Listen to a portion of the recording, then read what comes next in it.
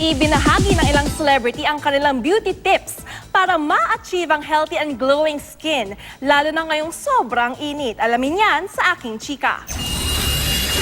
Ice rub sa mukha pagkatapos maghilamos at bago matulog ang beauty secret ni Bianca Umali at Derek Monasterio para mapanatili ang kanilang rosy complexion. Nakakatulong siya kasi kapag nalalamigan ng ganun yung face mo, it closes your pores, it tightens it. Para naman manatiling silky soft at smooth ang black hair ni Joyce Cheng, umiiwas daw muna siya sa pagplansya at pagblower ng buhok. Ang kanyang sikreto. Kasi mami talagang minamassage niya ng coconut milk. Ayon naman sa sexy chef na si Erwan Yusaf, what you eat matters. Malaking tulong ang madalas na pagkain ng mga gulay para magkaroon na extra glow ang balat.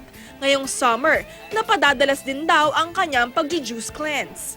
All those fruits and all that, all the good stuff kind of you're intaking will just make you feel light. Si 1969 Miss Universe Gloria Diaz, 65 years old na pero alagang-alaga pa rin ang pangangatawan. Simple lang daw ang ginagawa niya, ang kumain lagi ng prutas.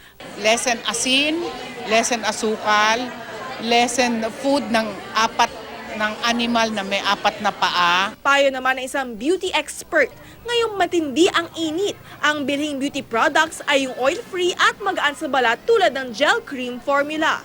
There has to be a lifestyle change. So your eating habits, your sleep is very important, water, exercise, all these things.